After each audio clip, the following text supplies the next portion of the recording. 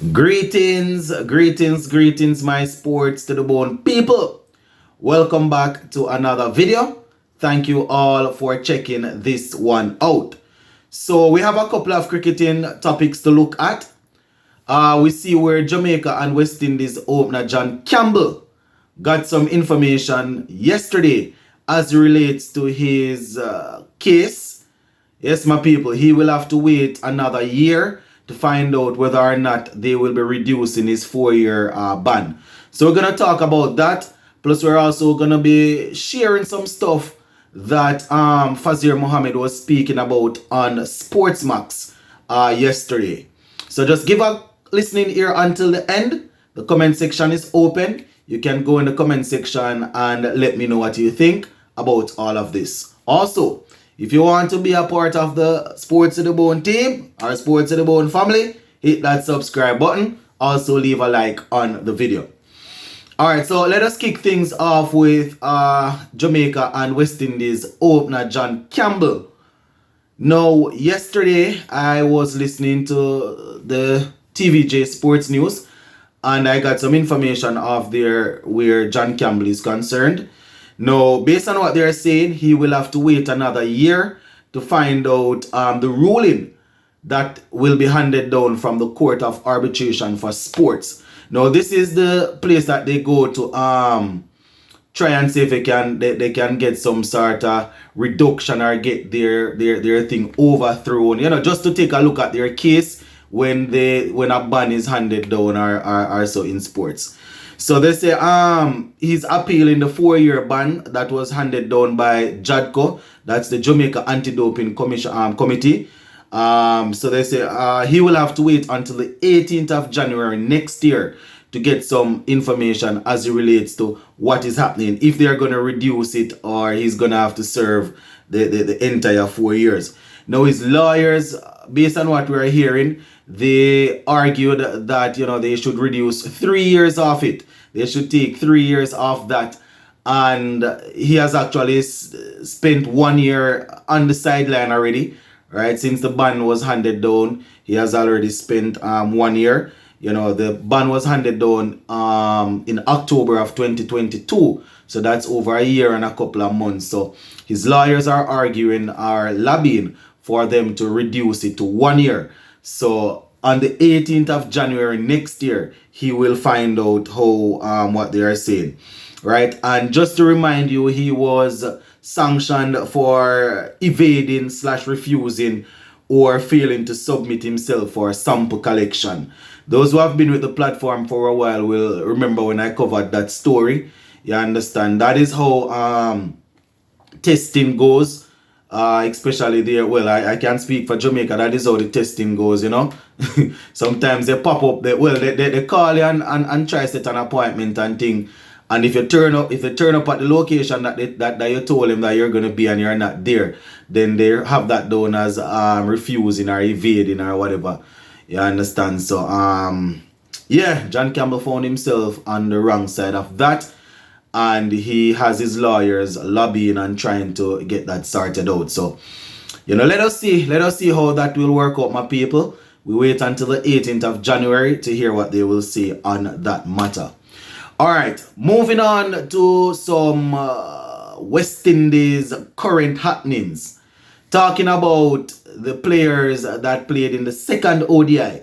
Now, Fazir Mohammed, as we know, is not a man who minces words or anything like that. So he was speaking on the Sportsmax program and he was talking about some of the players, you know, saying that they need to take responsibility, they need to take charge, they need to go out there and show that they are fighting to play for West Indies.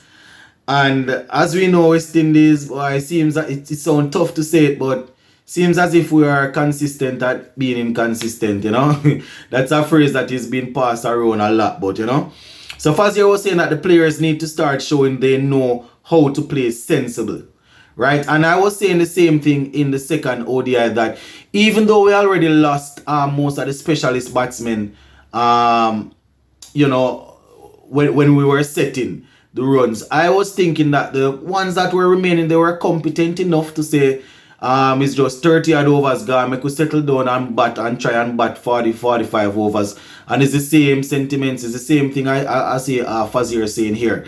You know, it's just sensible thing. It's just common sense that, you know, specialist batsmen get out, you know, just settle down and try and see if you can get some runs, man. So Fazia was saying there are players there that need to show the desire and commitment.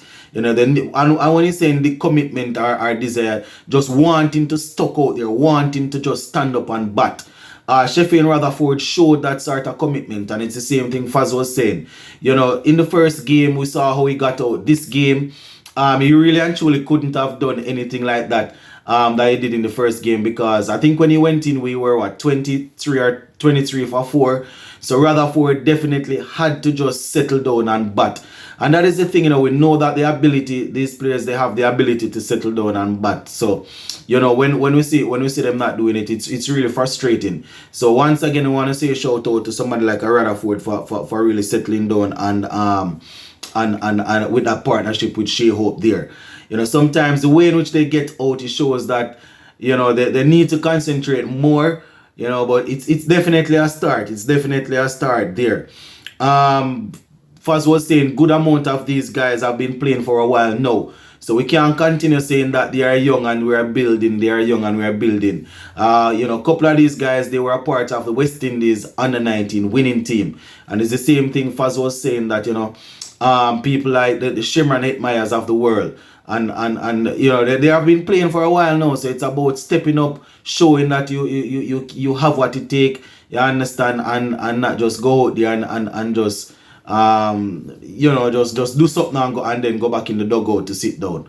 You have to show some sort of commitment, and these guys is because they know that they have the ability, but it's just, I don't know, probably they need to be playing cricket more often. They need to be playing more high quality cricket, because if they play a couple of Super 50 games and just chill, and then we expect them to go up against the best in the world and win, you know, we're probably a little bit delusional. So even though we are crying on them to perform, we understand that they need you know, actual competitive games to really get themselves together.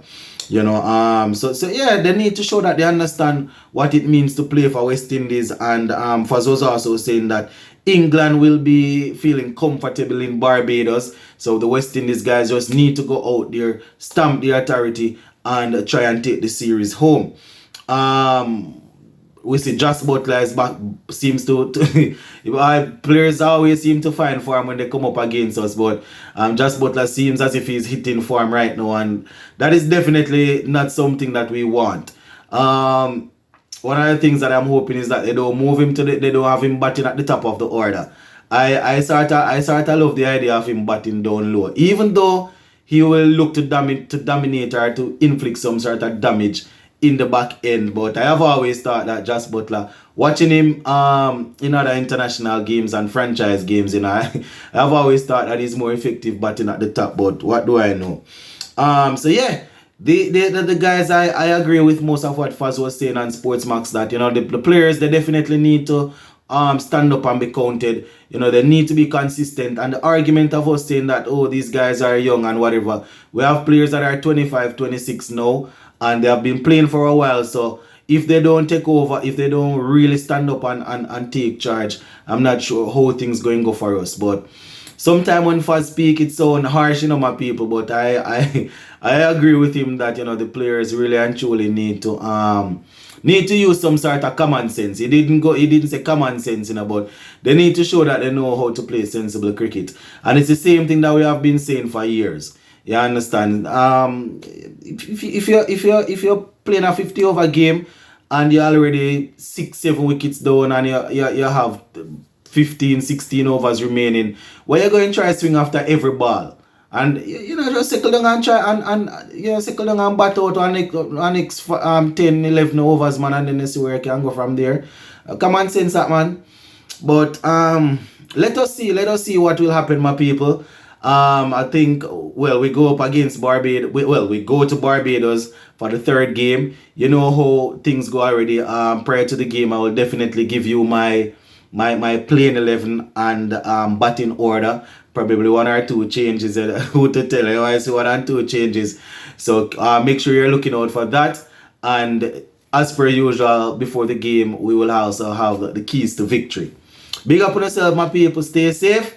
And thanks for the support. Blessings.